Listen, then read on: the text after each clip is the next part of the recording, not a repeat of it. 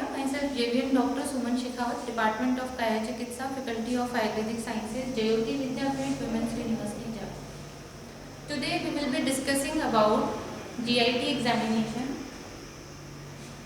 Before discussing about GIT examination, we should know little bit history, that how we should take history of the patient and how we should take general exam. We should do general examinations of the patient. First of all, we will be discussing about history.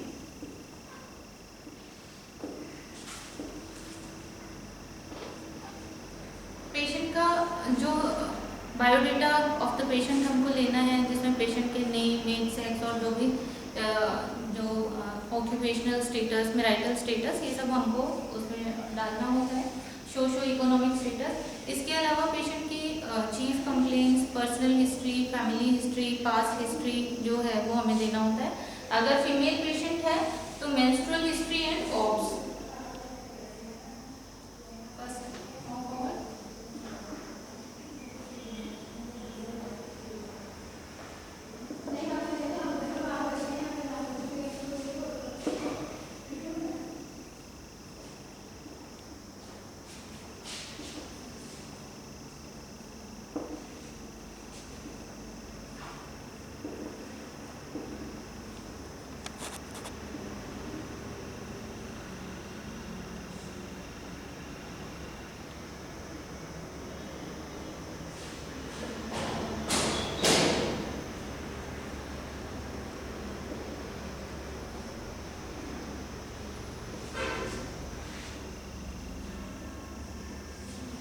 Chief complaint of the patient: present illness, past history and previous treatment history of the patient. इसके अलावा personal history,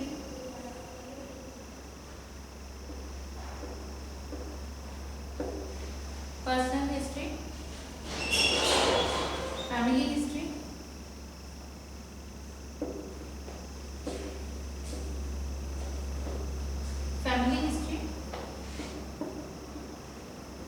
and if female patient is, then menstrual history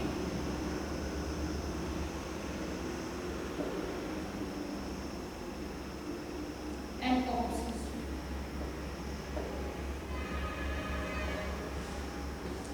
history लेने के बाद proper history लेने के बाद हम physical examination की तरफ आते हैं, जिसमें हम पेशेंट का जो है स्ट्रेचर, पेशेंट का बिल्ड, पेशेंट का न्यूट्रिशनल स्टेटस और पेशेंट की स्किन, पेशेंट फेब्राइल है कि एफेब्राइल है, पेशेंट का बीपी, पल्स, ये सब चीज़ें देखने के बाद में और हम पेशेंट के सिस्टमिक एग्जामिनेशन की तरफ आते हैं। As I have told you before some time that we will be discussing about GIT examination in this lecture. हर सिस्टम के एग्जामिनेशन से पहले हर सिस्टम की एक स्पेसिफिक हिस्ट्री होती है। अगर GIT एग्जामिनेशन पेशेंट का होना है, पेशेंट का GIT एग्जामिनेशन हमको करना है, तो उसके लिए स्पेसिफिक किस तरह की हिस्ट्री पेशेंट में प्रेजेंट होगी, पेशेंट किस तरह के चीफ कंप्लेंट्स के साथ में आपके पास आएगा। अगर GIT एग्जामिनेशन के लिए स्पेसिफिक हिस्ट्री पेशेंट को किस तरह का प्रेजेंट होता है,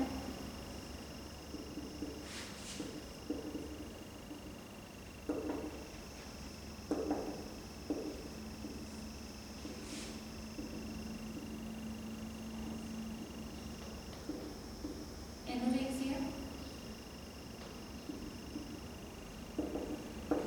nausea,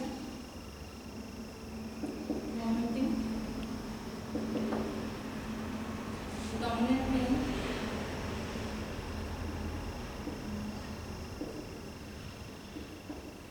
flatulence,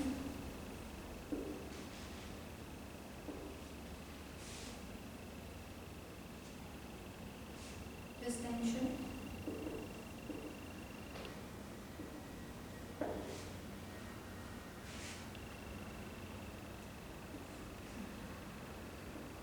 इस तरह का। इसके अलावा जैसे लंप, इस तरह की हिस्ट्री जो है वो पेशेंट को प्रेजेंट रहती है कि पेशेंट आपके पास आएगा और इस तरह की कंप्लेन करेगा nausea, vomiting, anorexia, abdominal pain, flatulence, distension and abdominal lump इस तरह की हिस्ट्री पेशेंट को प्रेजेंट हो सकती है।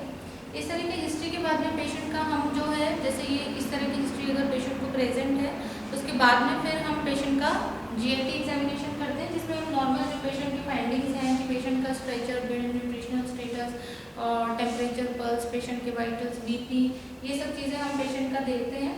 और इन सब चीज़ों के अलावा जो है इस तरह का कि पेशेंट का लिम्फ एडिनोपैथी तो पेशेंट को प्रेजेंट नहीं है, पिलॉटी है कि नहीं है, पेशेंट के आईज, पेशेंट का स्किन, ये सब चीज़ें देखने के बाद में फिर हम पेशेंट के GIT एग्जामिनेशन के लिए जो स्पेसिफिक 4 तरह के एग्जामिनेशन हमारा किसी भी तरह का सिस्टम का एग्जामिनेशन, रेस्पिरेटरी हो, GIT हो, कार्डियोवेस्कुलर हो, हमें 4 तरह के एग्जामिनेशन जो होते हैं वो स्पेसिफिकली अप्लाई करने होते हैं, जिसमें हम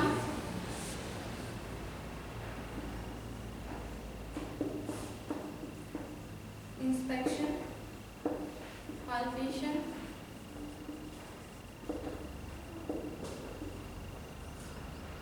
परकशन,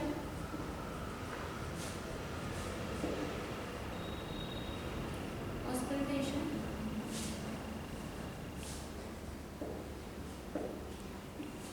ये हमें करना होता है।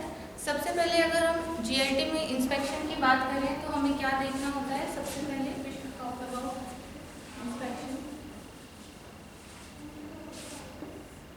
अगर आयुर्वेद की भाषा में हम देखें तो इंस्पेक्शन जो है दर्शन परीक्षा को इंस्पेक्शन के अंतर्गत हम देखते हैं, इंस्पेक्शन को दर्शन परीक्षा के अंतर्गत देखते हैं।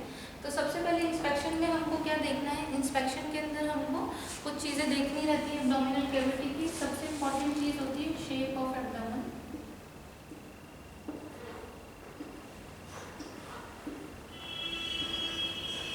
एब्डोमेन, अगर हम नॉर्मली जो है एब्डोमिनल शेप की बात करें तो ये बोट शेप,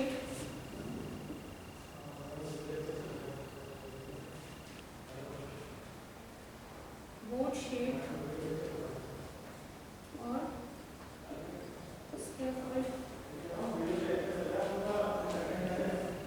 बोट शेप और स्केफोइड शेप। इसके अलावा अगर हम एब्डोमिनलिटी की बात करें, शेप ऑफ एब्डोमेन में नॉर्मल कंडीशन जो होती है, normal shape of abdomen is boat shape और स्केफोइड शेप। अगर हम डिस्टेंडेड एब्डोमेन की बात करें कि या तो आपको एब्डोमेन जो होता है वो नॉर्मल दिखाई देगा या फ्लैट दिखाई देगा जो है, और या फिर डिस्टेंडेड दिखाई दे सकता है। अगर हम डिस्टेंशन के कॉज की तरफ जाएं कि किन कारणों की वजह से डिस्टेंशन हो सकता है, किन कारणों की वजह से डिस्टेंशन देखने को मिलेगी, तो एब्डोमिनल डिस्टेंशन के कुछ स्पेसिफिक कारण होते हैं, जैसे फैट, फ्लूइड एक्यूमुलेशन की वजह से पेट में पानी भरने के कारण डिस्टेंडेड हो सकता है, फैट डिपोजिशन की वजह से डिस्टेंडेड हो सकता है, फीमेल है तो ड्यू टू प्रेगनेंसी, फीटस। इसके अलावा फीकल मैटर, स्टूल का एक्यूमुलेशन, अंदर स्टूल जो है वो इकट्ठा होना ड्यू टू एनी ऑब्स्ट्रक्शन। इसके अलावा फैटल ग्रोथ हो सकती है, ट्यूमर वगैरह अगर वहाँ पे है इसकी वजह से भी हो सकता है। तो ये कुछ स्पेसिफिक कारण है। इसके अलावा फ्लैटस हो सकता है, फ्लैचुलेंस की वजह से, गैस बनने की वजह से भी पेट में डिस्टेंशन जो है वो देखने को मिल सकता है। ये कुछ कॉज है जिसकी वजह से डिस्टेंडेड एब्डोमेन जो होता है वो देखने को मिलता है। इसी के अलावा हम जो शेप ऑफ एब्डोमेन हम देखते हैं, इसके अलावा एब्डोमिनल मूवमेंट्स देखते हैं, इसके अलावा जो है एम्ब्लाइकस की स्थिति देखते हैं कि एम्ब्लाइकस सेंट्रली प्लेस्ड है कि एम्ब्लाइकस जो है वो शिफ्टेड है। इसके बेसिस पे भी हमको डिजीज डायग्नोसिस के अंदर हेल्प मिलती है।